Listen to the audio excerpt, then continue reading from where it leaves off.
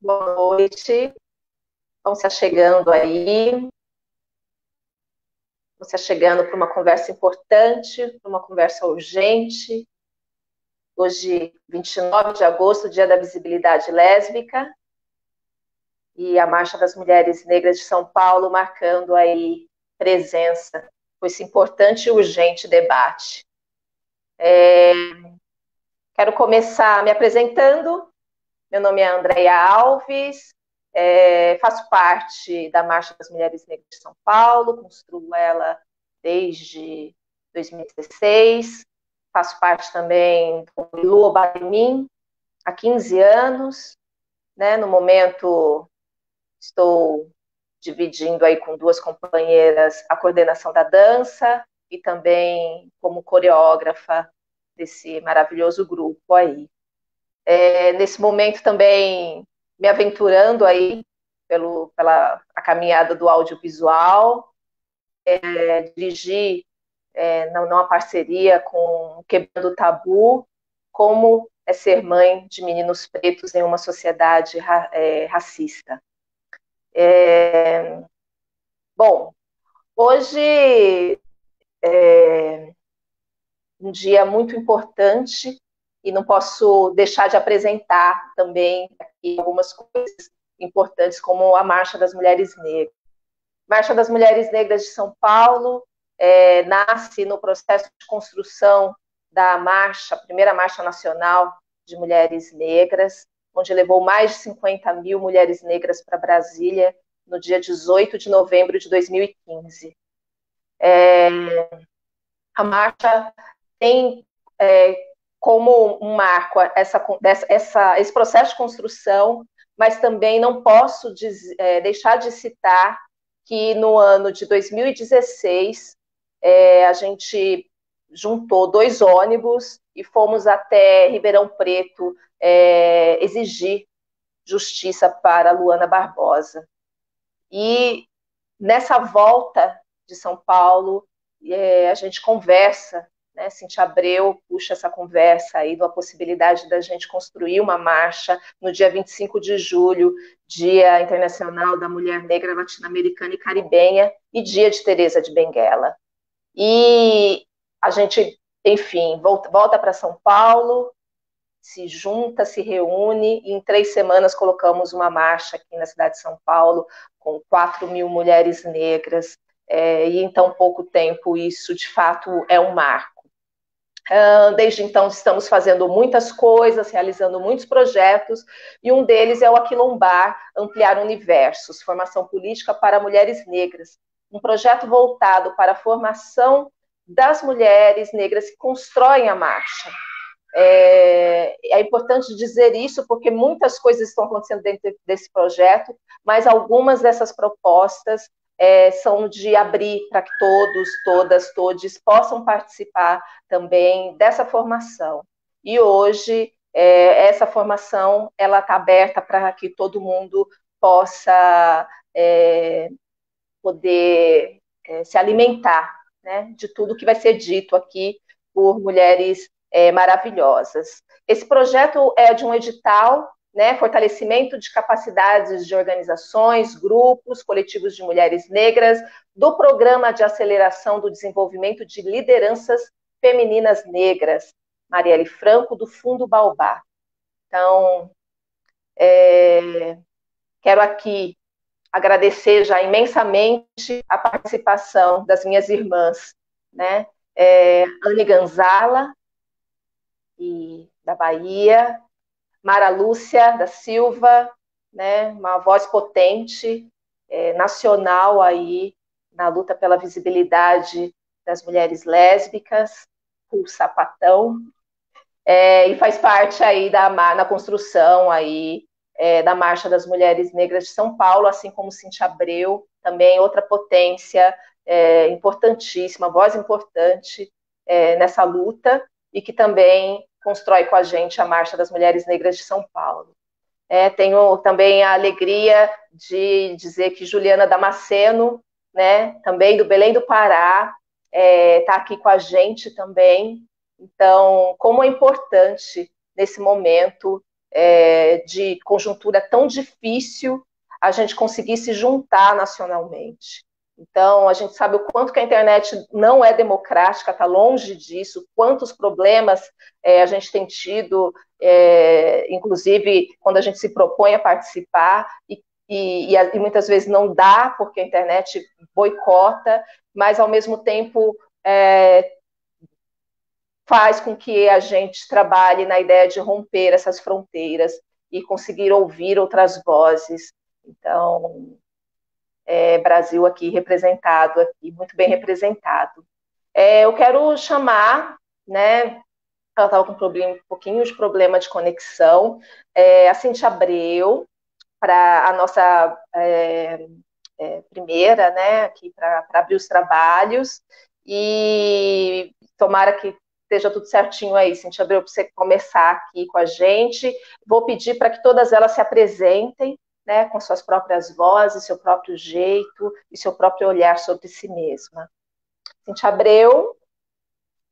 Bom, se a Cintia Abreu não tiver, eu vou convidar a Mara, pedir para a Mara chegar aí para abrir os trabalhos com a gente. Eba! Eba! Oi, amiga! Oi, querida! Uma alegria estar aqui hoje, né? Boa noite a todos, todas, as nossas companheiras. Boa noite, Sapaiada! Hoje é nosso dia! Salve, marchantes, né? É uma alegria estar aqui partilhando essas ideias e trocando aqui informações, né? Eu acho que é muito importante essa troca e é um momento de fortalecimento para nós, né? Eu sou Mara, também conhecida como Malu, como a Andréa falou, sou uma das articuladoras da Marcha das Mulheres Negras, também participo da Marcha Mundial de Mulheres, né? E dentro do movimento de mulheres, a gente sempre traz essa pauta das mulheres, das lésbicas, né? Inclusive, quero fazer uma pequena correção aqui, né? Que hoje é dia 29 de agosto, é o dia da visibilidade lésbica, né? E aí nós queremos uma visibilidade que pense o racismo, a gordofobia, a maternidade, gênero, classe, a questão geracional, lésbicas com deficiência e todos os atravessamentos da vida sapatão, né? É um dia que marca o enfrentamento que nós, lésbicas e bissexuais, e as trans lésbicas também sofrem, né?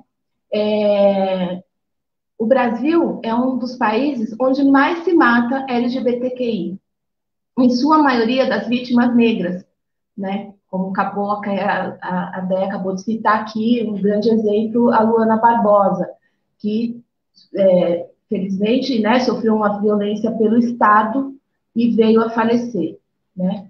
Perante a família, no meio da rua, na luz do dia, e assim mesmo, os responsáveis pela morte dela ainda não, assim, as pessoas que causaram o falecimento dela ainda não foram responsabilizadas, e estamos aí nessa luta, acompanhando esse julgamento, que né, o Estado está sempre se autoprotegendo, né?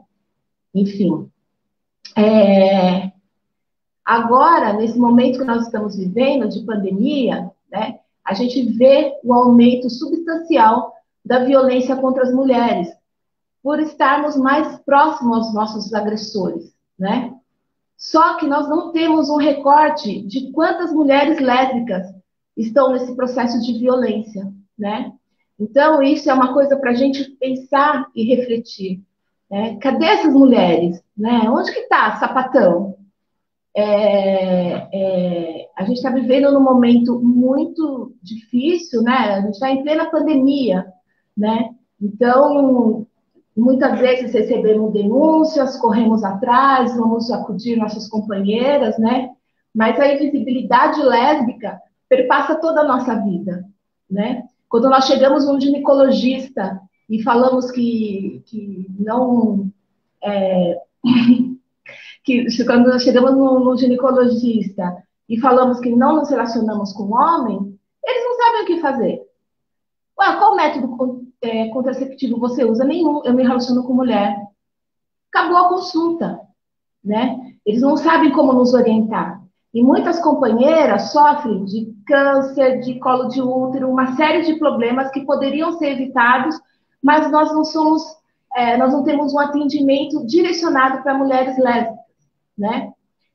Na escola também é a mesma questão, né? Quando o diferente sempre está excluído, sempre está à parte, né? E isso faz com que muitas famílias colocam essas mulheres na rua, né? Elas ficam à mercê de todo tipo de violência, né? E nós não conseguimos ter esses números e ter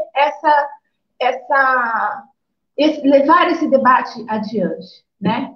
Em 2018 foi lançado o dossiê que trata sobre o lesbocídio no Brasil, que traz em número que as meninas continuam sendo expulsas de casa, né? Sofrendo estupros corretivos, sendo assassinadas, e geralmente por conhecidos, familiares, vizinhos, né? E nós precisamos aprofundar essa discussão dentro do movimento social, dentro das nossas famílias e dentro da sociedade como um todo.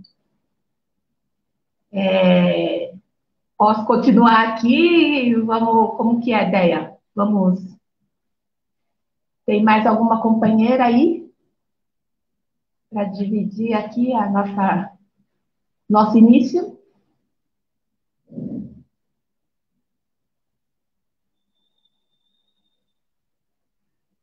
Bom, então eu vou continuar aqui. Então, eu quero apresentar para vocês o dossiê, deixa eu ver se dá para aparecer aqui, né? O dossiê que retrata os casos de lesbocídio no país, né? No período de 2014 e 2017. Quero parabenizar muito a Milena Cristina Carneiro Pérez, a Suane Felipe Soares e a Maria Clara Dias pela coragem de fazerem esse trabalho, de produzirem esse dossiê, né? Que retrata, né, em parte, as questões, principalmente as violências a que nós lésbicas estamos expostas, né? Mas, dentro disso tudo, também existe resistência, né? Nós, lésbicas e bissexuais, estamos organizadas em várias áreas. Nós estamos aprendendo na música, no teatro, nos blocos de carnaval, na escrita, né? No cine-clube. Temos criado espaços seguros de troca, fortalecimento e convivência, construídos coletivamente, né? E esses espaços onde nós vivenciamos e celebramos o nosso amor. E foi engraçado, ontem eu estava numa roda de conversa, e as meninas falando, mas, poxa, e a questão do nosso amor, né? Como que as lésbicas estão se relacionando nessa pandemia, né? Como que eu posso dizer que nossa rede está bem ativa, né? E nós estamos nos fortalecendo através desse novo normal, que é o virtual, né? Mas é nisso mesmo, trocando, conversando, fazemos festas virtuais, né? Hoje mesmo vai ter do grupo, como é que é? Truque do Desejo, né? Então, pesquisem aí depois da nossa live. Truque do Desejo, vai rolar uma festa, né? Para a gente comemorar esse 29, né? Que é o dia da nossa visibilidade, né? Bom, sem dúvida, nós precisamos criar políticas públicas, né? Para toda essa comunidade LGBTQI+, né? E, principalmente, para mim, eu acredito, né, que na área da educação é uma das principais, porque eu acredito que o preconceito e a violência só serão combatidos com uma educação não sexista, não racista, não LGBTI-fóbica, para termos um futuro melhor, uma sociedade mais igualitária e justa. Porque a diversidade, além de ser um direito, é a nossa riqueza. E nós temos o direito de amar-nos, né? O que a gente quer? A gente quer viver tranquilamente, né? Como qualquer casal hétero, como qualquer poder andar na rua, demonstrar a nossa afetividade, né? Eu não sei porque a nossa afetividade agride tanto as pessoas. Na verdade, e de uma forma sempre tão violenta, né?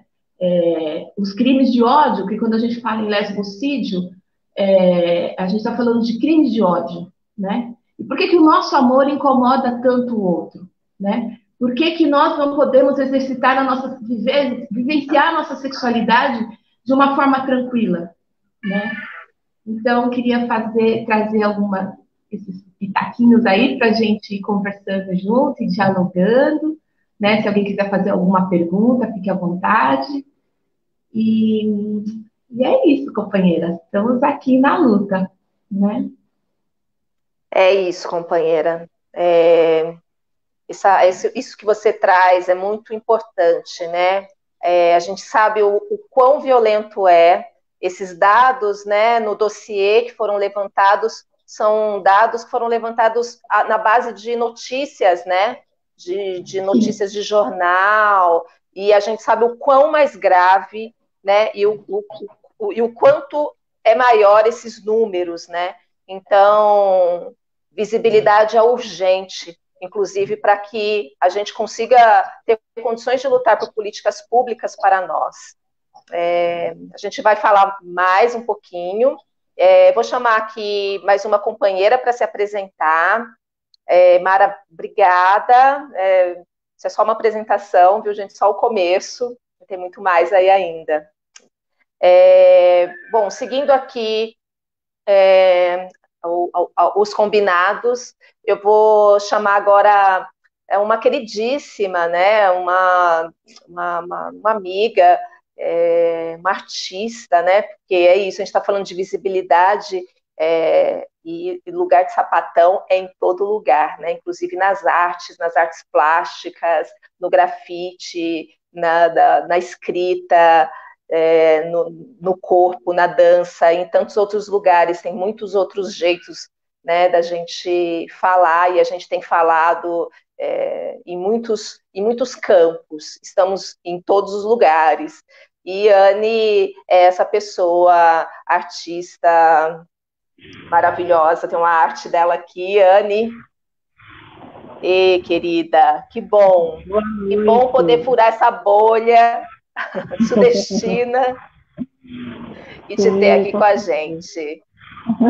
Bem-vinda. Agradeço muito esse convite. Estou muito feliz de estar aqui, né, poder colaborar um pouco, né, com essa discussão, com o que é esse sapatão, com o que é para nós nesse dia de visibilidade.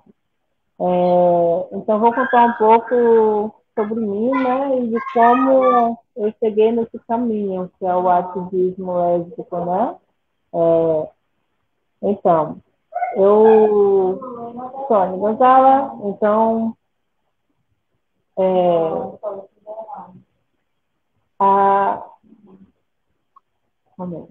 estou muito nervosa. Fica tranquila. Desde muito pequena que eu sempre tive um jeito, né, de moleque macho, como chamam aqui, e as pessoas já me chamavam de sapatão, né? Desde muito pequena eu não entendia o que era exatamente o significado, mas sabia que era uma coisa muito horrível. Então eu cresci negando essa identidade, né? O máximo que eu pude. Então, só mais tardiamente que eu consegui realmente expressar minha sexualidade depois da maternidade, né? Foi realmente uma visão, assim, que de alguma forma me iluminou para o autoconhecimento, para a autoaceitação, né? Para o autoamor, né? E a partir daí foi que eu comecei a me identificar enquanto sapatão, né? E comecei também a conhecer o que era essa comunidade. E e logo mais eu estava dentro de movimentos, né? Só que inicialmente o movimento de mulheres negras e o movimento lésbico eram dois universos que não se misturavam. Uma pessoa saindo do sapatão negra, ela tinha que escolher literalmente, né, que bandeira ele ia levantar, da negritude ou do movimento lésbico-feminista. E como eu precisava muito de me reconhecer, de me reconhecer enquanto essa identidade da qual eu estava adotando, né, nesse momento da minha vida, eu comecei a ir para espaços lesbo-feminista, majoritariamente branco, inclusive aqui em Salvador, e a partir daí eu fui me reconhecendo e me entendendo também enquanto ser negra e sapatão, né?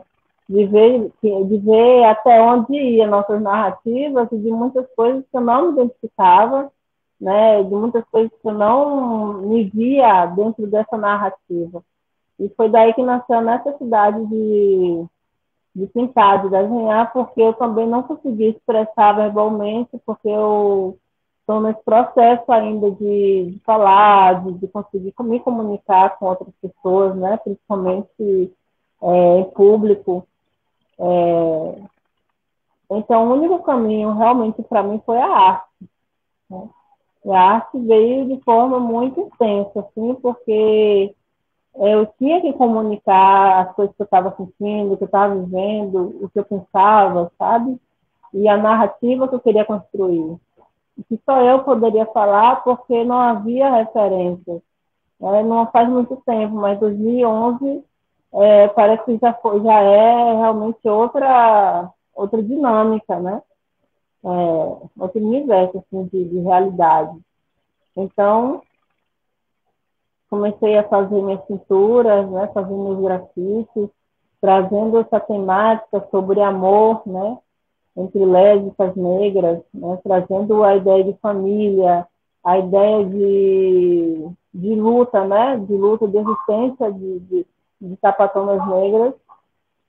Isso, de alguma forma, foi para mim, né, foi uma forma de me curar, de me entender no mundo, de criar um espaço em que eu pudesse existir, ser vista, né, trazendo o nosso tema da visibilidade, né, que visibilidade lésbica já é algo que a gente sabe o quanto de visibilidade passa, então imagine sendo negro e sapatão, né, dupla ou triplamente invisível, né, nesse universo. Então, trazer a arte, de alguma forma, impactou também a vida de outras pessoas, né? De outras mulheres, de outras sapatonas lésbicas, que elas se identificavam e se viam também. Então, aí eu entendi que eu estava fazendo ativismo, né?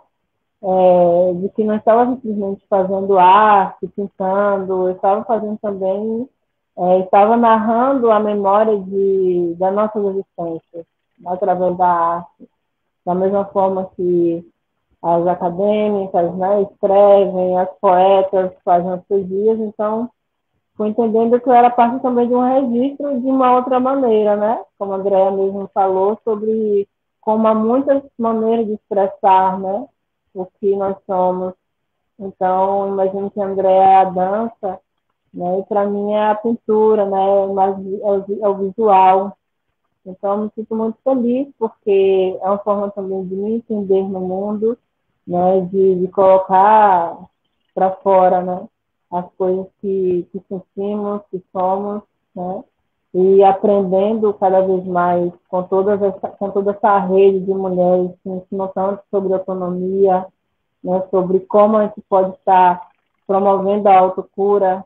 Então, ser sapatão preto é muito mais, né? É um outro caminho, é uma outra ancestralidade, né? É um caminho que vai para o espiritual, que vai por essa própria existência negra, né? Do que trazemos também dos ancestrais, do como a gente desenvolve formas de estar nos curando, né? Nos acolhendo, do quanto a força dos orixás na nossa vida, ela é ela é realmente um alívio para esse mundo que é tão violento, sabe?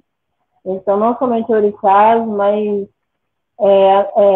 a força da nossa ancestralidade espiritual, de nos entendermos enquanto pessoas espirituais também, né? Que trazemos herança, que temos ancestralidade, que temos nossos caminhos de fuga e também temos nossos caminhos de cura, né?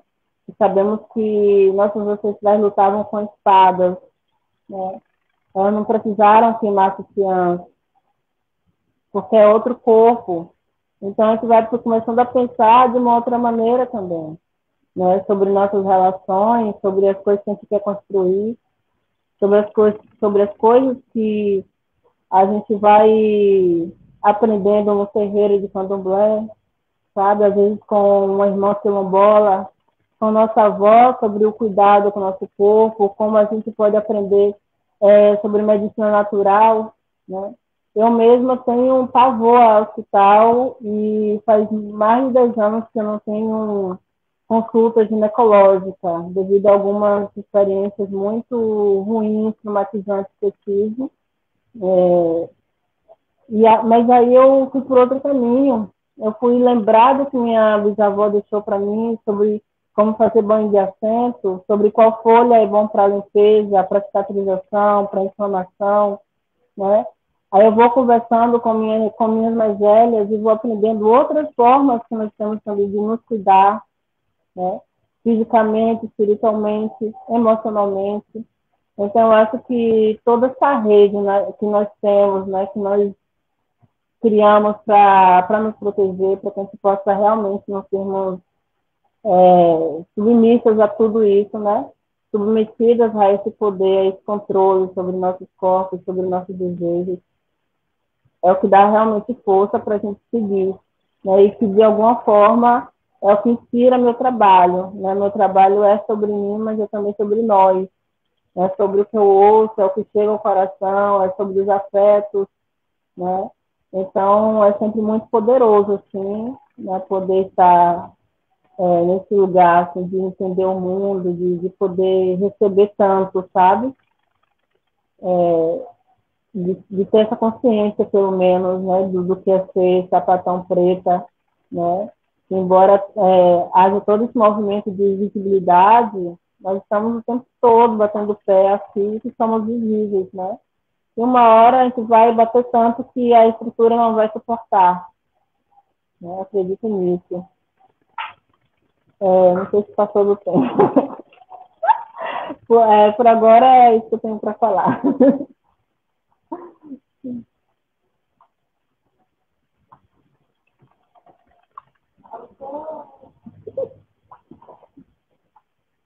Ih, não estou ouvindo a Andréa. Você estava cortando o microfone? O microfone eu tinha mutado. Conforme você foi falando, em algum momento eu fui mostrando aqui sua arte, né? E o quanto que ela é potente e alimenta. É isso. A gente está falando também de potência. Tem dores, mas tem muita potência, né? E essa conexão ancestral, de fato, é fundamental para que a gente consiga seguir aí, né, os nossos passos que já vêm de longe, muito longe. Querida, então até já. Daqui a pouco todas voltam. Eu quero chamar aqui agora uma querida que a gente se conheceu aqui agora há tão pouco tempo, mas que também já é uma potência e uma voz lá no Belém do Pará, que é a Juliana Damasceno, e vai vir falar um pouco sobre ela, sobre sua organização, mas quero muito ouvir também sobre sua trajetória. Ju, obrigada, muito bem-vinda, né? Obrigada por somar nesse rolê agora, à noite, com a gente aqui com a Marcha das Mulheres Negras de São Paulo. Pedir para você se apresentar e contar de você. Boa noite, gente. Meu nome é Juliana. Eu moro em Belém do Pará, região da Amazônia, e faço parte de um coletivo chamado Coletivo Sapato Preto, que é um coletivo de mulheres negras lésbicas daqui da Amazônia. A gente pensou esse coletivo, surgiu numa mesa de bar, numa conversa entre amigas mesmo, porque a gente estava pensando, todas nós éramos do movimento negro daqui de Belém, eu fazia parte da Rede Mulheres Negras, a Maria Malché, que é uma das fundadoras, faz parte do CEDEMPA. Então, todas que estavam naquela mesa de bar faziam parte de algum movimento negro, só que e éramos todas lésbicas. E a gente começou a pensar por que a gente não cria algo para pensar especificamente sobre as lesbianidades negras, mas voltada também sobre a nossa territorialidade, sobre a nossa racialidade, algo que abranja todas nós, porque também éramos mulheres, somos, na verdade, mulheres de todas as idades, e a gente preza muito por esse diálogo intergeracional. Eu, basicamente, sou a mais nova, mas a maioria tem mais de 30 anos, tem algumas de 40, 50 anos. Algumas estão dentro das universidades, outras não estão. Nós temos artistas. Nós somos muito diversas, mas tem algo que nos une, que é o enfrentamento ao racismo, a nossa cultura negra e a lesbianidade. E é algo que a gente pauta muito, que a nossa identidade não precisa estar só baseada nessas opressões que a gente sofre. A gente precisa dessa reafirmação da nossa identidade de uma forma positiva também, de todas as maravilhas que é ser uma mulher negra e lésbica. Eu sei que é uma luta cotidiana, é um enfrentamento que a gente já acorda, a gente já bota o pé na rua pensando no que a gente vai enfrentar hoje. Mas também tem coisas boas. E a gente criou um projeto, depois de dois anos de coletivo, quase, que se chama No Espelho de Oxum, construindo narrativas LGBTs negras, na verdade, na Amazônia e na América Latina. E foi um momento muito especial para a gente, porque a gente teve a oportunidade de ouvir outras mulheres que são da região Amazônia, mas que não são daqui do Pará. A gente conseguiu até contatos com mulheres da Colômbia, não só da Amazônia brasileira também. Porque apesar do que une a gente, nós temos as nossas particularidades. A gente conhece algumas mulheres negras de coletivos que vivem em Altamira, que é uma região de muitos conflitos por conta das hidrelétricas. A hidrelétrica de Belo Monte foi construída nesse território. Então, as mulheres negras de lá estão fazendo esse enfrentamento na defesa de seus territórios. As mulheres lésbicas têm que enfrentar, dessa região, têm que enfrentar, lidar com o aumento da prostituição, e principalmente infantil naquela região, com o assassinato de suas lideranças. O Pará também está na linha de frente nos assassinatos de defensores dos direitos humanos. Muitas dessas mulheres são negras e são lésbicas. Então, a gente tenta trazer muitas dessas particularidades da nossa identidade, fazendo esses debates. Hoje a gente está construindo também um projeto para trabalhar com a questão da segurança digital. Como a gente tem visto, principalmente agora na pandemia, um aumento muito grande de ataque às mulheres negras na internet, que não é de hoje, porque eu lembro que acho que em 2018 saiu um dado que dizia que quem sofria mais ataques na internet eram mulheres negras. Mais de 70%, eu acho, que do discurso de ódio proferido nas redes sociais o alvo eram mulheres negras. E esse ano várias pessoas próximas fazendo suas lives, fazendo suas aulas online, sofreram ataques. Então a gente pensou num projeto para como fazer com que a internet seja esse espaço seguro para nós. Já não basta, né, a gente não ter segurança nenhuma na rua, aqui na internet também a gente não vai ter. Então a gente vem tentando buscar construir esses espaços seguros também, tanto aqui dentro dessa internet quanto lá fora. E pensando nessas particularidades, principalmente porque as pessoas não conhecem a Amazônia. As pessoas têm aquela ideia totalmente mitificada, que associam a Amazônia só a mato, só a terras indígenas, quando na verdade não. Nós temos Pará é o estado com mais terras quilombolas demarcadas. E quem escreveu o artigo da DCT sobre a demarcação de terras foi a Nilma Bentes, fundadora do CEDEMPA, que é também uma mulher negra lésbica. Então, a gente tenta trazer também, por isso que é importante a gente sempre estar referenciando as nossas mais velhas, que a gente não está aqui inventando a roda, a gente não está aqui criando algo novo. Eu sou uma mulher negra jovem e tenho plena consciência de que eu só estou aqui porque a Nilma Bentes, Zélia Amador, abriram esses caminhos para mim. Então, eu peço bênção a todas as minhas mais velhas e acho que depois a gente vai abrir para mais perguntas, para mais conversas e eu falo um pouco mais sobre o nosso trabalho, sobre o nosso ativismo enquanto lésbicas daqui da Amazônia. É isso.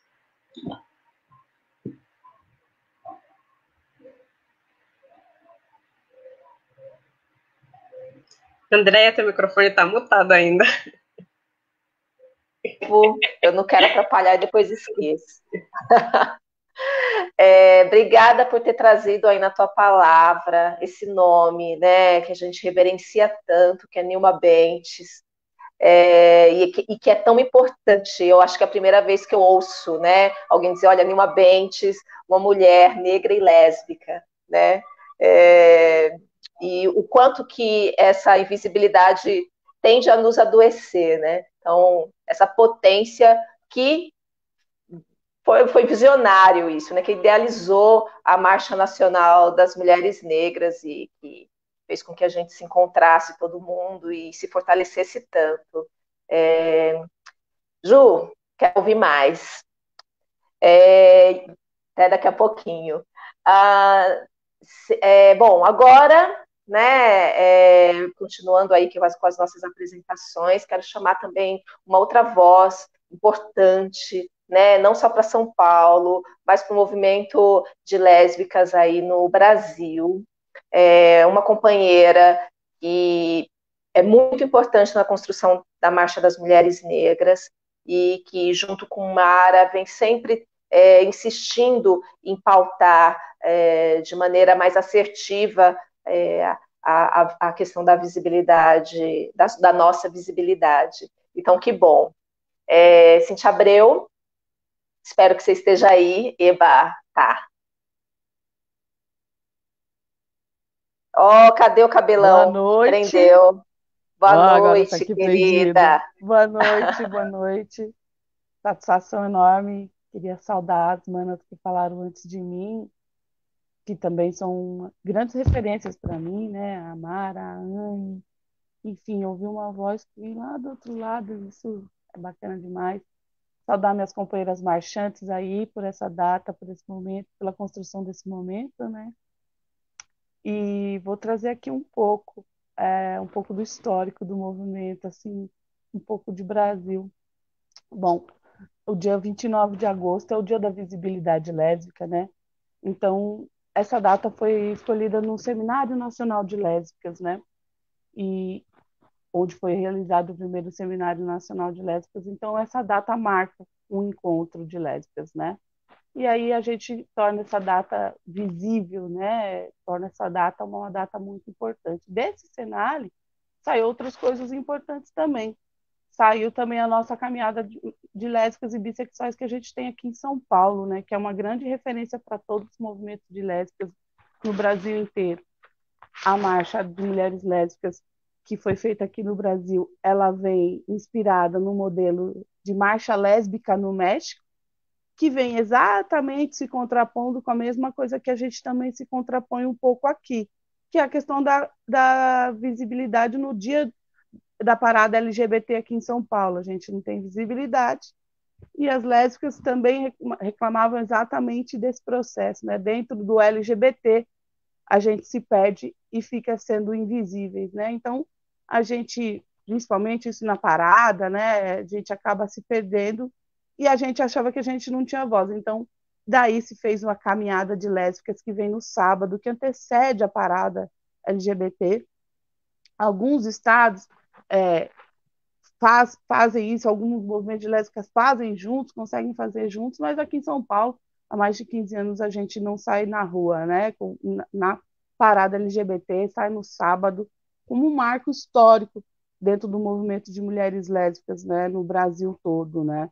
Então, essa é uma data importante. E aí, quando a gente passa a pensar um pouco também na mudança, antigamente a gente já foi GLS, né? A gente já foi várias outras siglas. Então, a mudança do L veio exatamente dentro de uma conferência. Por quê? Porque as mulheres lésbicas necessitavam, naquele momento, de ter visibilidade, né? Então, houve uma mudança da nomenclatura, hoje a gente já não é mais GLS, mas também não é LGBT, já é LGBTQIA+, né? Então, outras tantas entraram aí. E isso engrandece o movimento, né? E aí as lésbicas vão tentando descolar e se firmar mais as bandeiras da visibilidade. Quais são as bandeiras do movimento de lésbicas, né? No Brasil, a gente ainda tem que lutar por visibilidade, a gente sofre muita invisibilidade em vários aspectos, né? Então, a gente pode pensar em visibilidade, não só do que a gente fala assim, a gente, aqui em São Paulo, a gente tem muito isso, né? As pessoas acham que nós, LGBTs, quando a gente fala de direito, a gente está pensando em entrar no barzinho, de mão dada. Não, nós estamos falando de políticas públicas, de planos, né? De direitos, de políticas afirmativas, nós estamos falando de políticas com educação, com saúde, um pacote de coisas, política habitacional, né, uma política familiar que nos atenda, porque você veja bem, nós lésbicas ainda não conseguimos ser atendidas nos consultórios com as nossas demandas, como lésbicas ou como mulheres bissexuais, né? Então, isso é uma dificuldade que a gente tem. Então, é nesses espaços, nesses aspectos que a gente chama atenção para a questão da visibilidade lésbica, né? De um modo geral, o movimento de mulheres lésbicas no Brasil, ele se firma nessa luta por direitos, né? Então, muito norte que a gente teve no Brasil vem de conferências lésbicas, vem de conferências LGBT, conferência nacional, enfim, e esse que é um pouco diferente dos movimentos da América Latina, né?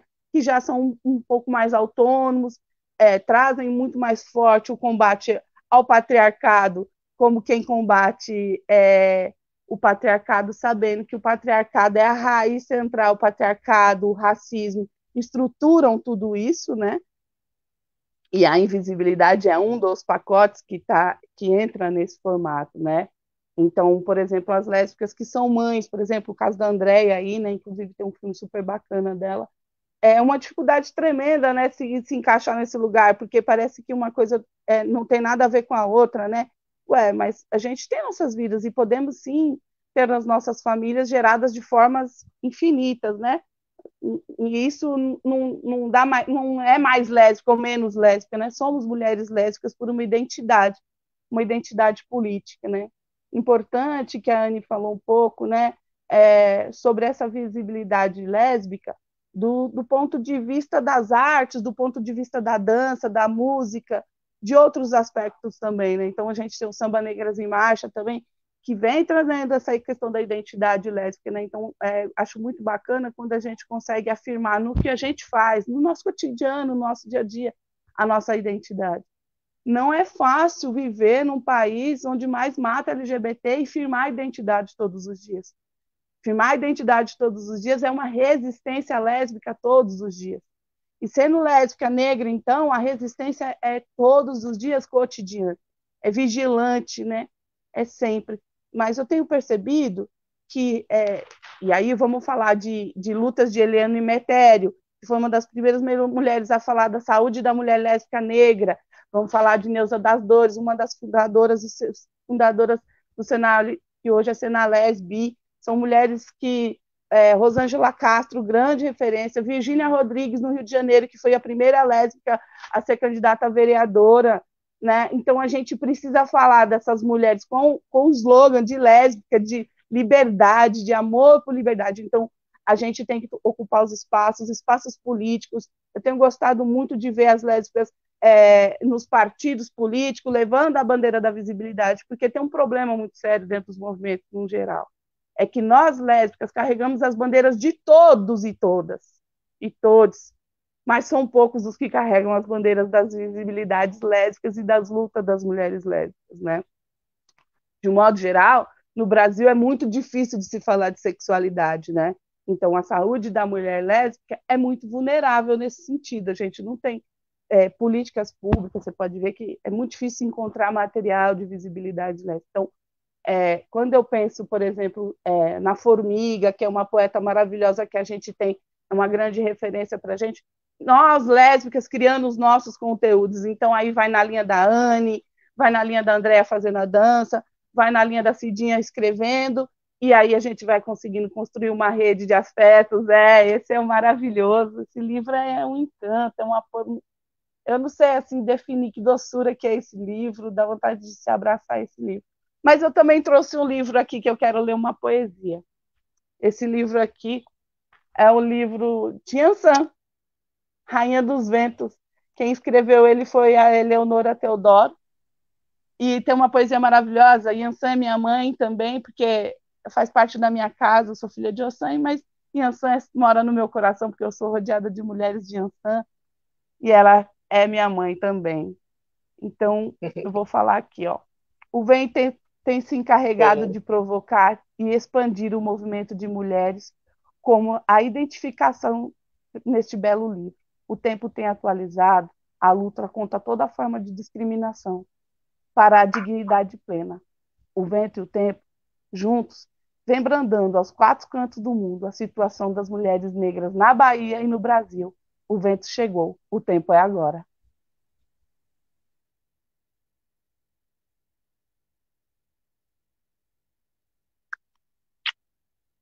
Lindeza. Ó, o microfone está aberto agora. Axé para nós, axé para nós, para nossas irmãs. Axé para nós. Saudações, que os ventos nos levem e nos tragam coisas boas, né? Que esse vento possa carregar o que tem de ruim e trazer coisas boas, coisas novas, né? E nós, lésbicas, somos a resistência disso, e nós, mulheres negras, estamos construindo uma nova sociedade. Pelo bem viver das lésbicas, não é? É isso que a gente quer. Pelo bem viver das mulheres, pelo bem viver. Axé, irmã. Axé. Obrigada. Eliane Almeida, que está aí hoje, cuidando de toda a parte técnica. Vou pedir para você trazer as nossas convidadas todas aqui na tela. E Anne está chegando. Cadê Mara? Cadê Juliana? Cadê Mara? Chegando. E, nossa, gente, agora quebrou a internet. Nossa senhora. Agora a internet quebrou, agora não tem internet para tudo isso. Agora a internet quebrou. A internet não suporta todos esses caminhões aí, não, gente. Eu quero fazer uma feminagem aqui a Anne. Quero apresentar aqui uma das obras dela. Essa das antigas. Opa! Dá para ver, gente? Estamos vendo. Anne, esse trabalho é de 2014. É, isso mesmo.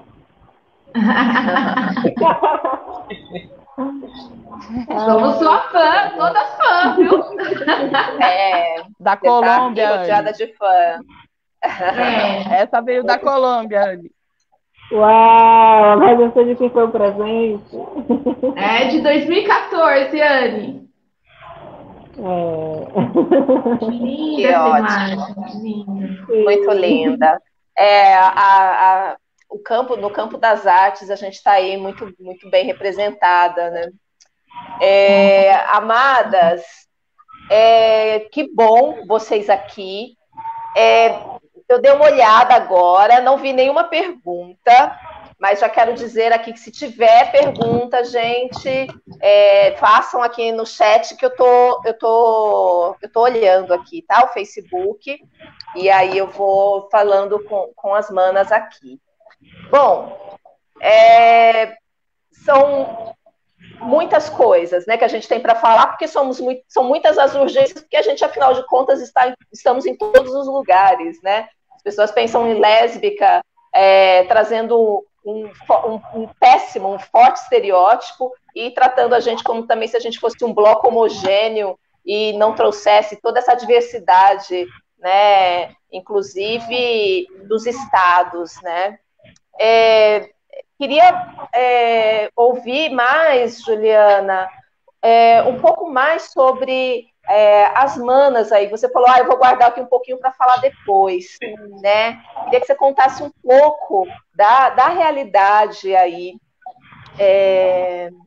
da Amazônia, né? E enfim, da região norte, se você puder trazer para a gente assim também. Sim, com certeza. Aqui no Pará, A gente também não tem muitos dados assim estatísticos sobre o que acontece, onde estão as mulheres lésbicas, fora a questão, assim, os estudos acadêmicos, mas não são dados quantitativos tão grandes quanto seriam se houvesse projetos no governo, se houvesse políticas públicas trabalhando essas questões, né?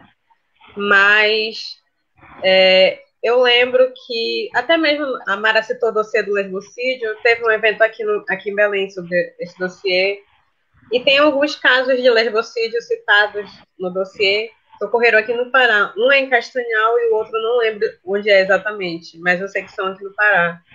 E não foram feitos através de notificação, porque a gente não tem absolutamente nenhuma lei que nos ampare aqui. O que a gente tem é uma delegacia junto com a de crimes virtuais, junto com a de crimes raciais, que trata sobre as questões, o que tem de aparato da lei possível para ser utilizado em combate à LGBTfobia. Mas a gente já chegou até, na verdade, o grupo de pesquisa que eu faço parte já chegou a pedir esses dados, mas nunca entregaram para a gente. Assim como por um período, eu trabalhei com o Observatório da Lei Maria da Penha, e a gente pediu os dados sociais referentes a... na verdade, a gente pediu todos os dados sociais que existiam dentro da delegacia, que só existe uma aqui em Belém, na região metropolitana. Então, imaginem o caos que é. A região metropolitana é composta por 7 regiões. Tem regiões que, para você chegar, você passa mais de 3 horas no trânsito. Você sofre uma violência doméstica e precisa se deslocar para cá, para a capital. Aí esse já é um ponto. O segundo ponto é que a maioria das mulheres que procuram essa delegacia são mulheres negras. Essas mulheres negras, quando eu fiz um estudo, relatavam que quando chegavam na delegacia, muitas vezes os BOs delas eram perdidos e elas tinham que refazer do zero tudo. Esse é um ponto. O terceiro, quando a gente observou onde é que estavam essas mulheres lésbicas, será que elas procuravam essa delegacia? E aí a gente se deparava com os casos que, até mesmo no dia que eu estava fazendo observação direta lá na delegacia, uma mulher lésbica entrou lá e procurou a delegacia porque sofreu uma violência. E o segurança, que é de uma terceirizada, não faz parte de nada lá da delegacia, ele foi simplesmente contratado, não deixou ela nem entrar, disse que era para ela procurar outra delegacia, porque ele não era o lugar para ela fazer serviço. Então, imaginem a violência que é sofrer duplamente. Você sofreu uma agressão física, então você foi procurar seus direitos, chega lá e é completamente tratada dessa forma. Enfim, são várias coisas que a gente vem trazendo assim, da realidade da Amazônia, porque a gente, em termos de serviços, a gente não tem quase nada aqui. Em termos de representação política, só nos movimentos sociais mesmo, porque a nossa Câmara dos Vereadores é completamente cheia de homens brancos, evangélicos e donos dessas grandes fazendas que tem para cá, para a região da Amazônia, que são as fazendas que matam indígenas, que expulsam quilombolas das suas próprias terras, empresários dessas grandes hidrelétricas, desses chamados de grandes empreendimentos na Amazônia. E esse é um ponto muito importante de ser tocado, porque, como eu falei, são criados muitos mitos sobre a Amazônia, e um dos mitos é de ausência de população nas nossas terras. Como, na verdade, existem quilombolas morando ali, existem indígenas morando ali. E quando se cria esse mito de que não tem ninguém morando ali naquela terra, existem projetos do governo que pagavam para o pessoal do Sudeste vir para cá povoar. Isso é uma violência muito grande. É tão grande, acho que não tem nem como mensurar o quanto o Estado brasileiro nos deve para a população negra daqui da Amazônia. E que se não fosse o trabalho de você estar de novo a Nilma Bentes, porque se não fosse o trabalho dela e do CEDEMPA aqui no Pará, a maioria das terras, das comunidades quilombolas não iam nem saber que são quilombolas. E aí, voltando para o coletivo Sapato Preto, a gente representa muito essa diversidade que tem aqui na Amazônia, como eu falei. Uma das nossas primeiras atividades, eu me lembro muito bem, foi sobre mães negras lésbicas. E foi assim uma das primeiras atividades também trazendo esse assunto para cá, em Belém. Falar sobre maternidade lésbica era algo muito raro aqui. E quando se tinham, eram feitos por mulheres brancas dentro da universidade. Às vezes as mulheres não eram nem lésbicas, mas pesquisavam sobre o assunto, então se sentiam no direito de criar um evento para falar sobre isso.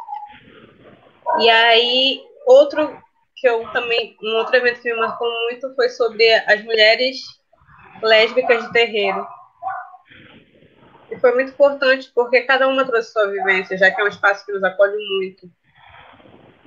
E aqui, esse é um dos assuntos também que as pessoas acham que aqui na Amazônia não tem como quase comunidade de terreiro, mas aqui existem mais de 1.000, segundo os estudos do SEDEMPA, existem mais de 1.000 terreiros em todo o território paraense.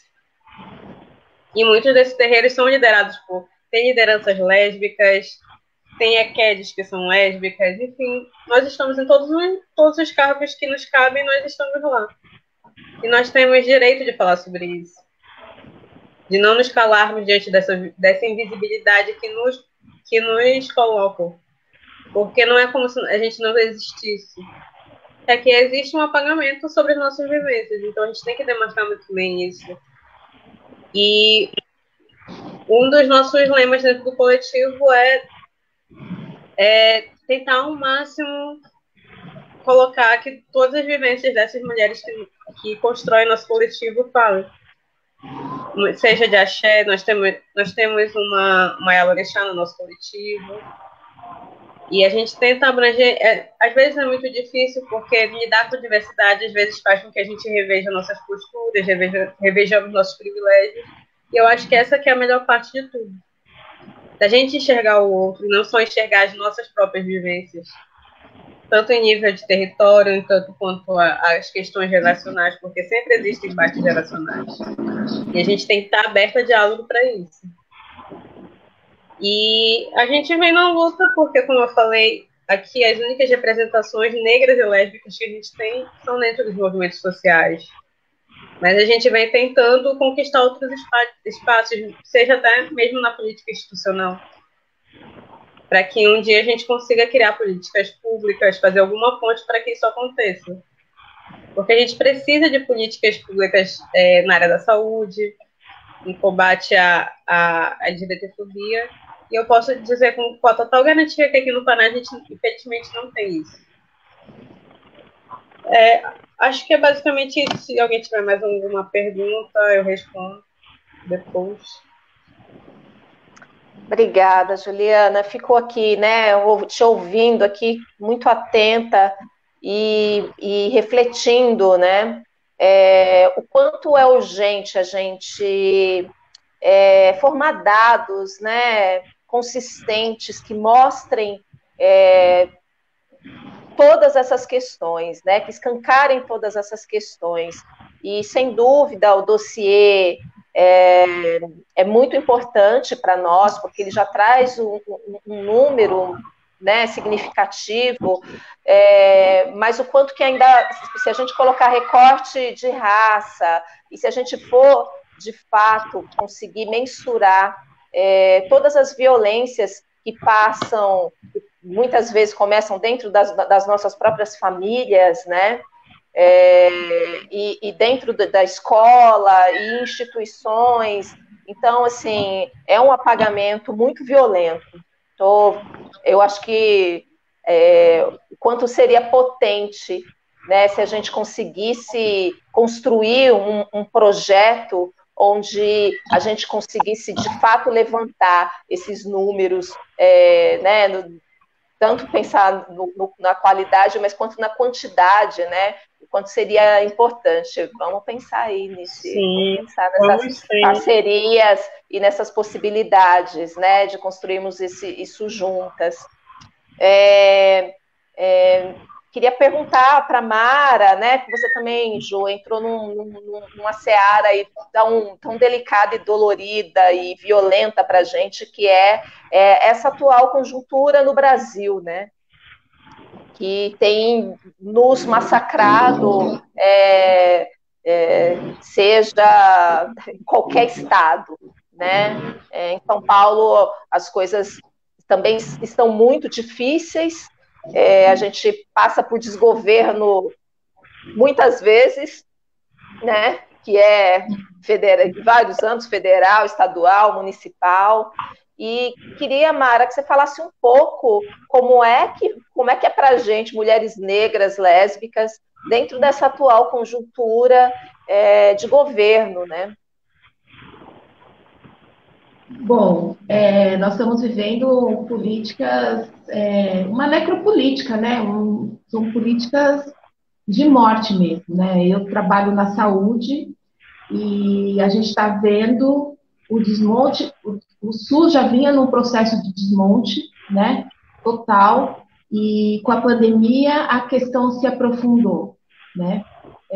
Parte do hospital que eu trabalho entrou no processo total de privatização, de terceirização, né? Os funcionários sempre sendo colocados de lado, né? É um hospital referência, é um hospital estadual que não tem concurso há 15 anos, né? Então, os funcionários que estão lá na linha de frente, em sua maioria, são idosos, né? E aí, para tampar um buraco, né? O senhor governador liberou umas contratações emergenciais de um ano, né? Pessoas que não são da área da saúde estão lá fazendo um trabalho administrativo, esse atendimento imediato à Covid, mas sem um treinamento, sem uma orientação, né? E, enfim, com relação aonde eu trabalho, a referência é trauma. Então, nós tivemos muitos casos de travestis, trans e algumas lésbicas também que chegam lá vítimas de violência, né? E as pessoas não sabem como lidar, não são orientadas a atender esse público, né? Então, é muito triste o abandono a que nós ficamos sujeitos dentro dos serviços, né? Porque a família normalmente não apoia, né?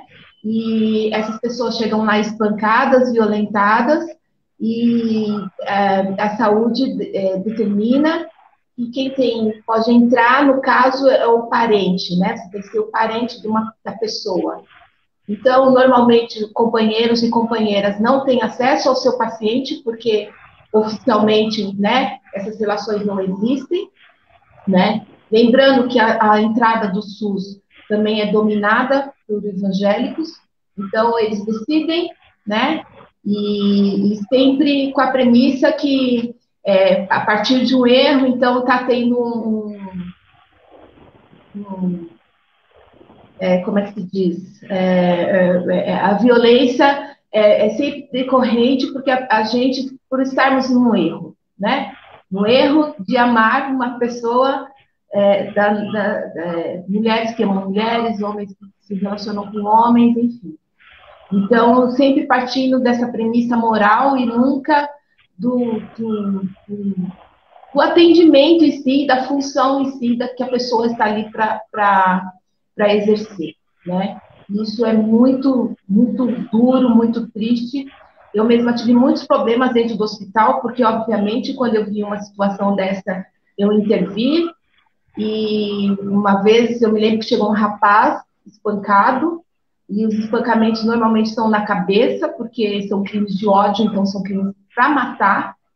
E o rapaz estava em coma e o companheiro dele não conseguia entrar. E a família, a mãe foi lá e, inclusive, proibiu, né? Porque os nossos parentes, né, mais próximos, eles têm esse poder, né? De proibir a entrada do companheiro, né, dele na visita da UTI. E eu, como funcionária, né, interna e conhecendo as leis, enfim, consegui que o rapaz fosse visitá-lo. E foi uma situação muito difícil, porque aí eu fiquei aquela que, tá vendo? Ela protege esses viados, né? Não é casada e não tem filho, né? Então, e aí eu sofri uma situação muito, muito desagradável, assim, né? porque eu acredito, uma das formas da gente se proteger é não falar da sua sexualidade. E eu não acho que eu tenho que tratar desse tema dentro do meu trabalho, porque lá não tem espaço para uma reflexão, né? Então, eu sempre me preservei. Assim. Em algum momento, eu fui extremamente atacada por um dos diretores, né? E perguntando diretamente, mas você não casou? Casei. Separei. Ah, mas não tem filho? Não, não tenho filho, né? Então, eu sou uma... Como é que é? Eu sou fora da curva, né? Dos colegas de trabalho e tal. E vira e mexe é um assunto que vem à tona e as pessoas começaram a me respeitar, porque eu sempre me coloco de uma questão. A primeira coisa que eu pergunto, mas qual que é o seu interesse? Você está interessado em mim? Desculpa, não vai rolar, né? Porque a minha vida sexual de verdade não interessa para ninguém, né? Mas isso é uma coisa que a gente aprende a se. É uma das formas que a gente aprende a se defender, né? É, porque a gente sabe que nós, como somos apontados, como somos tratados, né? Eu vejo como eles tratam nossos colegas que se assumiram lá dentro e simplesmente é o tempo todo, é como se a vida daquela pessoa só girasse em torno de sexualidade, né? Como se nós não tivéssemos trabalho, se a gente não tivesse estudo, se a gente não tivesse outras relações, né? Então parece que fica tudo muito resumido à sexualidade, né? Foi interessante as meninas contando um pouco da história, né? Eu, como mulher lésbica, me descobri mulher lésbica aos 29 anos. Aos 30 anos, eu tive a minha primeira namorada, minha primeira relação. Eu tive um casamento heteronormativo por 10 anos. E quando eu saí dessa relação, eu me apaixonei por uma mulher. E minha primeira companheira, ela foi assassinada com 3 tiros a queima-roupa, porque sapatão tem que morrer. E na época, 2003, eu não tinha com quem falar, não tinha onde denunciar. E a questão, e foi muito assim, o cara chegou e a queima-roupa deu 3 tiros nela e falou que sapatão tem que morrer porque ela ela não tinha um visual feminino. Então, ela era dita sapatão, caminhoneira e tal. E o cara achou uma afronta, né? Se sentiu afrontado, porque teve uma briga de criança e ela foi falar, logicamente que ela não ia falar com a criança, ela foi falar com o pai e ele se sentiu afrontado, né? Na época, eu até falei com a Milena, né, que eu queria que esse caso entrasse no dossiê, né? Mas a gente não consegue, virou estatística, né? É mais uma morte violenta em São Paulo, quando a gente sabe que não foi isso, né? Então, eu acho que essa é uma luta que a gente tem que retomar pela nossa visibilidade, pela nossa saúde mental, sabe? Para a gente vivenciar o nosso amor, a nossa, né? A gente quer ser reconhecidas e respeitadas como mulheres que amam mulheres. Né? Seja lésbica, que performa essa feminilidade, seja fancha, seja caminhão. Opa, tomar uma minuto. Enfim, né? A gente tem a nossa orientação sexual, que a gente não tenha mais a nossa orientação sexual silenciada ou relativizada, né? E que a gente possa viver e amar livremente. É só isso, né? A gente não quero nada que não seja meu, não quero nada de ninguém, né? Eu acho que a gente não precisa entrar nessa disputa, mas nós queremos ser respeitados, né? Então, é isso um pouco que eu queria trazer. Não sei se eu respondi sua pergunta, Déia. E a gente vai trazendo várias coisas, né? Vários elementos e tudo. Você traz um recorte muito importante, amiga, e obrigada por trazer também esse depoimento, e sinto tanto, né, por isso, e sinto mais por entender que isso é todo dia, né, isso é uma violência diária e constante. Você traz essa coisa quando você fala do local de trabalho, né, esse local formal, né, de um trabalho, eu acho que não sei, eu tenho dúvidas se eu já fui, eu acho que eu já fui tão violentada quanto na rua, quanto dentro de ambientes de trabalho, né? O quanto que a gente normalmente tem inclusive o nosso trabalho e as nossas potências e os nossos talentos relativizados, diminuídos, né? Porque por conta da nossa orientação sexual, né? Já ouvi de chefe, já passei por esse processo de esconder, né, ou de tentar uma tentativa, né, na verdade, que a gente faz de se proteger e o quanto que isso acaba sendo uma violência mais uma vez, né, porque, por exemplo, eu casada, né, com uma mulher, e não conseguia, por exemplo, tinha as festas de final do ano da firma, né? Eu sempre ia só, né? E aí Família. Todo mundo levando seus maridos, as suas esposas, mas eu nunca podia levar a minha esposa, né? Então sempre estava sozinha. Uma vez um chefe me falou: toma vergonha na sua cara, quando eu estava descendo do carro da minha esposa, e aí eu fiquei muito confusa com aquilo, porque eu nunca tinha dito. Então, eu não conseguia nem me defender, né? Ou quando ele levou a filha dele, criança, para o trabalho, e ela pediu ajuda para ir no banheiro, e aí quando eu fui ajudar, esse cara estava batendo na porta desesperado, porque na cabeça dele eu sou uma molestadora em potencial, né? Então, a gente fica sendo preterida o tempo inteiro, né? Sempre diminuída, sempre menos, por a gente ser o que a gente é. E essa fala de a gente não quer nada, eu não quero nada do que é meu, gente, Nada de ninguém. tão. Quero nada de ninguém, eu só quero o que é meu, né? Então, é isso.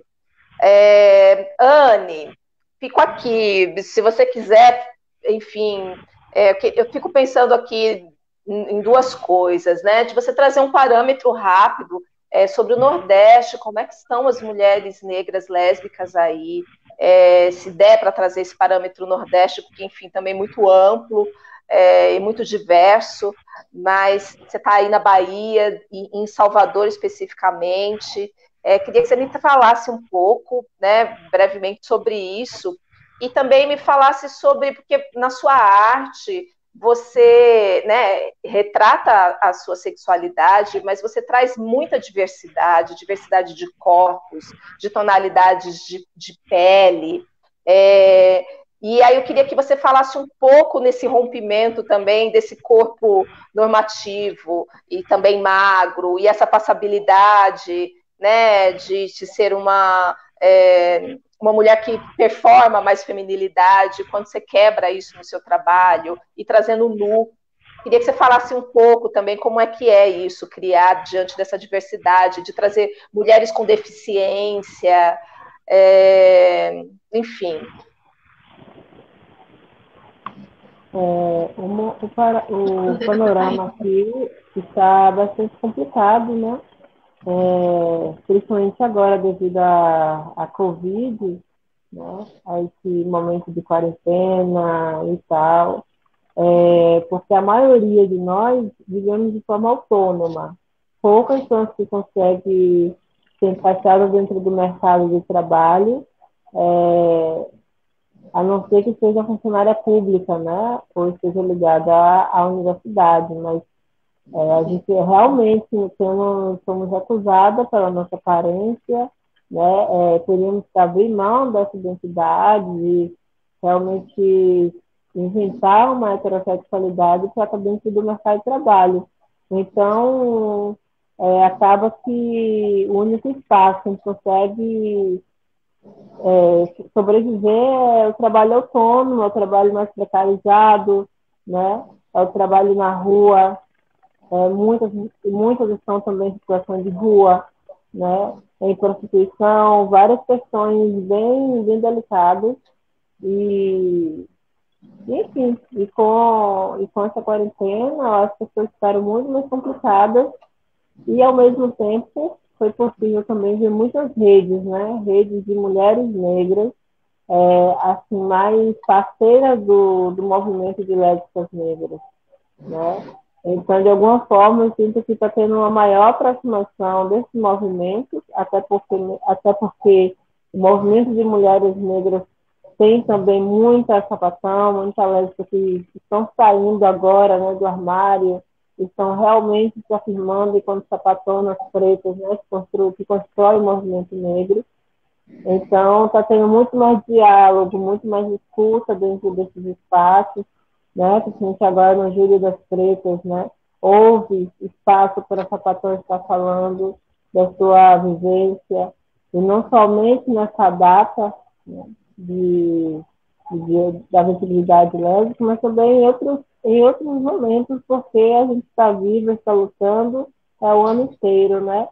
E não somos somente uma identidade, somos múltiplas, andamos por muitos lugares, né? Então, que sejamos visíveis também, né, em outras datas, que também faz parte da nossa identidade.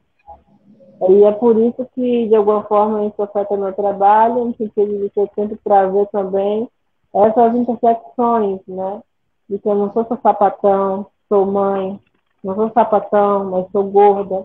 Então, começando a fazer esse diálogo com outras corporalidades, com outras bandeiras, e disputar mesmo, né? Disputar quais são os desafios de uma mulher que é sapatão de um meio rural. É bem diferente de alguém que vive na capital. Se para a gente é difícil, se para a gente que vive na capital já é difícil, então imagina uma zona rural, onde não tem rede de apoio, onde não é possível fazer articulações, né? Então são muitas realidades que não dá nem para numerar aqui, e eu acho que a gente pode, é papel de todos nós torná-lo visível, sabe? Inclusive, eu fiquei pensando muito assim no que a Mana falou sobre Juliana, falou sobre a situação no norte, porque é uma situação única também, né? Passa por desafios que é dessa região, é desse território, que não tem como eu falar sobre o que é o norte. Não tem como uma pessoa do Sudeste falar dar conta disso, né? Do que são as identidades lésbicas, sapatonas, pretas no Brasil inteiro, porque há toda uma hierarquia de poder, de quem pode falar, de quem tem a voz, de quem tem visibilidade. Há uma hierarquia também geográfica, né? E a gente sabe que o Norte é o estado mais invisibilizado do Brasil, né?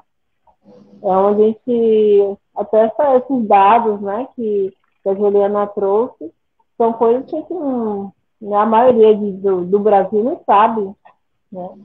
Então, se já é pouco as pesquisas sobre lésbicas no Brasil, as pesquisas sobre lésbicas negras, então imagine pensar nesses territórios, né?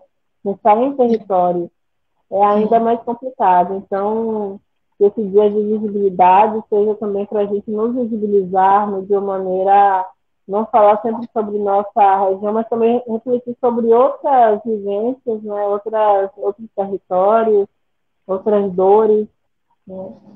Fazer realmente essa escuta, assim, né? Para que a gente possa realmente avançar juntas, né? Porque não tem como avançar na frente e a outra estar lá atrás, né? Temos que realmente segurar juntas as mãos e seguir, né? Para conseguir, de alguma forma, mudar um pouco a realidade do que é, né? E dar continuidade a todo esse movimento que as mais velhas já fizeram e que a gente hoje nem está podendo celebrar um dia, né? Que hoje pode dizer que é sapato nas redes sociais. E eu sei que isso nem existia, essa possibilidade sequer de falar, né? Sequer existia antes. Então, temos avanços e temos outras demandas também, né? Outros desafios. Isso é bom. Eu fico muito otimista, sabe? Sobre aonde estamos e até onde nós podemos chegar juntas. Então, por aqui. Maravilhoso. Maravilhoso. Bom, e aí você me traz, né? Eu tenho uma pergunta para Cintia Abreu. Você traz o gancho, assim, né? Abreu, me fala, acho que foi na sua fala, inclusive, que veio isso. Quando uma mulher lésbica, e aí eu vou interseccionar aqui, quando uma mulher negra, lésbica, bissexual se movimenta, toda uma sociedade vai se movimentar com ela, né? Você trouxe muito sabiamente que nós trazemos a pauta de todo mundo, né? E só não trazem as nossas pautas. Quais são os nossos projetos de futuro? O que você acredita enquanto nossas potências, e conhecendo tão bem as nossas potências, inclusive participando de encontros nacionais, internacionais, conta pra gente as nossas expectativas aí de futuro, que a Anne traz assim, de uma maneira, de uma visão positiva e com esperança. Queria que você trouxesse. E sim, depois já vai pensando aí com a sua cabeça, um grito de guerra aí pra gente acabar com a internet de vez no final.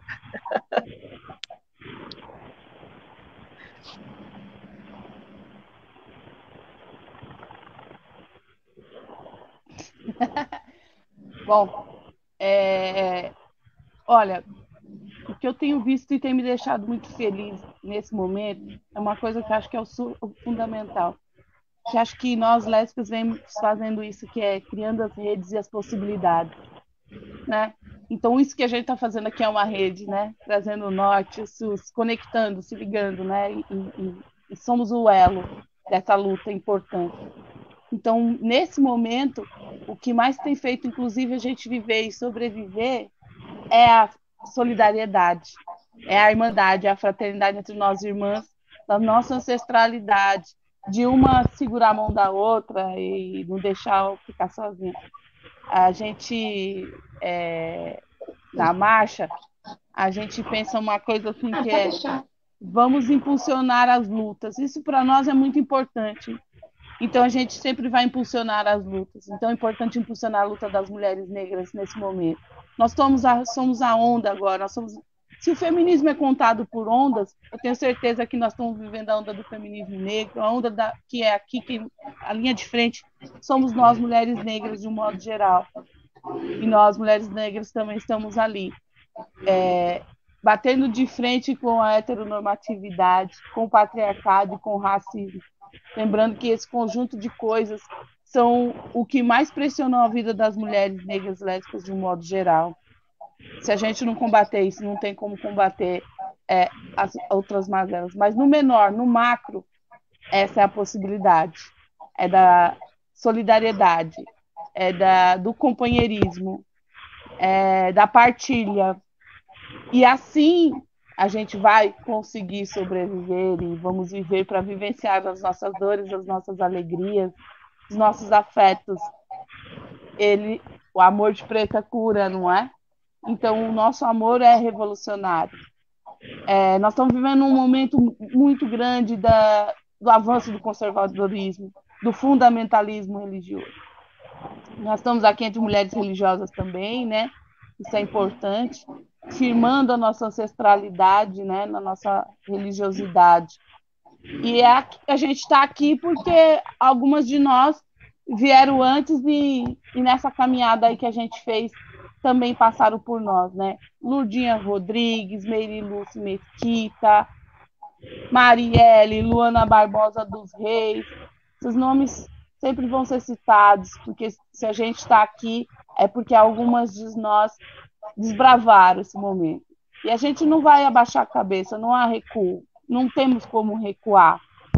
Não vamos nos ajoelhar, nós vamos lutar.